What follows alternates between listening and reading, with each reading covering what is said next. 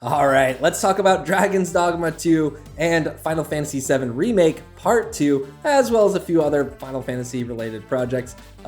Just doing a quick Friday video today. I missed some of this stuff during the course of the week, and it's been a busy 2 weeks of video game news, but I didn't want to leave these in the dust. I wanted to give you all a place to kind of come and talk about these two very anticipated games. That's right, we got an official Dragon's Dogma 2 announcement. We didn't get a trailer or a teaser, but you did get game director Hideaki Itsuno wearing a Dragon's Dogma 2 t-shirt as the reveal. That's super fun, I think, and it's just nice to have this, just even the words Dragon's Dogma 2 out there in the world. That announcement, of course, happened during the Dragon's Dogma 10-year anniversary showcase event or celebration event. No release date. Pretty much the only thing we know about it right now is that it's going to be built in RE engine, just like Street Fighter VI and just like Resident Evil 4 Remake, and of course a bunch of other games. Unfortunately, there's just not that much more to say about it or to show about it. So, if you're hyped for Dragon's Dogma 2, just shout it off in the comments.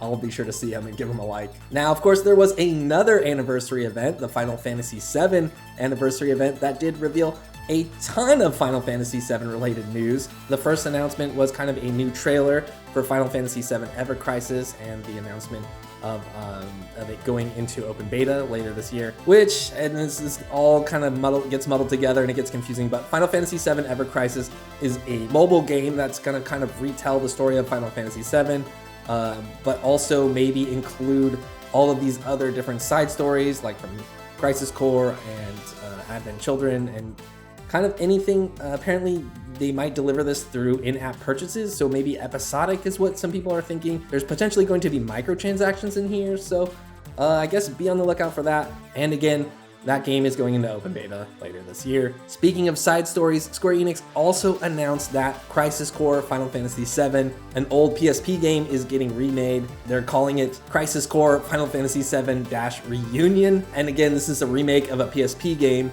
and essentially which was a prequel to Final Fantasy VII. That's supposed to come out this winter, which is really surprising, I think, for a lot of people, and it looks like it's gotten kind of the full Final Fantasy VII Remake treatment almost. It just looks really slick, and I think if you don't want to be kind of majorly spoiled, you should probably play through the original Final Fantasy VII first, if you were trying to play through the remakes like that. For one, I don't know if that's the best idea, because the remakes are pretty clearly playing with kind of this intrinsic knowledge that you've played in the past Final Fantasy VII game or even games, and it's kind of playing on players' expectations there. So yeah, this is supposed to come out this winter, this Crisis Core remake essentially. So that's really exciting for Final Fantasy fans, I think. Then, of course, there was the big announcement of Final Fantasy VII Remake Part 2, which is actually just going to be called Final Fantasy VII Rebirth. Man, Square Enix and their naming conventions are kind of awful. They started with Part 1, and now we go from Part 1 to Rebirth. And now, Square Enix has actually confirmed that there's going to be only 3 major installments in the Final Fantasy Remake kind of series or project. So yeah, Final Fantasy VII Remake Part 1, Final Fantasy VII Rebirth, which is Part 2, and then an unannounced title, which, they'll talk about probably years and years down the road. What's super surprising is Final Fantasy VII Remake Part 2, that game is supposed to come out by next winter, so 2023.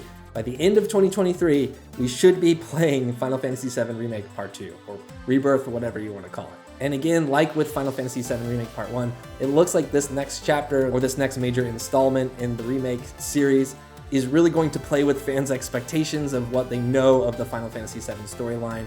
And I think that's going to be really, really exciting for some fans, while it's going to be completely infuriating for others. Now, obviously, the 3 major Final Fantasy Remake installments don't include enhanced versions of these games or additional content like what we got with Final Fantasy VII Remake Intergrade, which had a significant amount of story and gameplay added in there. And so yeah, it looks like we're gonna get a lot of Final Fantasy VII Remake content, as early as this winter, and extending into next year and all of that. So That's super exciting as well. Really fun week for video game news for sure. All right, that about does it. Oh, also those PS5 side panels that are different colors, I think are officially out today. There's pink, purple, and blue, I believe, if you have a PS5 and you're into that. Anyways, thanks everyone for watching. Just go ahead and drop your most outrageous Final Fantasy VII Remake kind of ideas and theories in the comments below, or if you're just really excited about Dragon's Dogma 2, let it rip. I'll be looking at all that stuff later today, so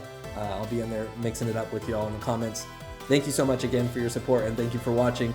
And for even more video game news and updates, you know what to do. Be sure to stay tuned right here to Inside Gaming.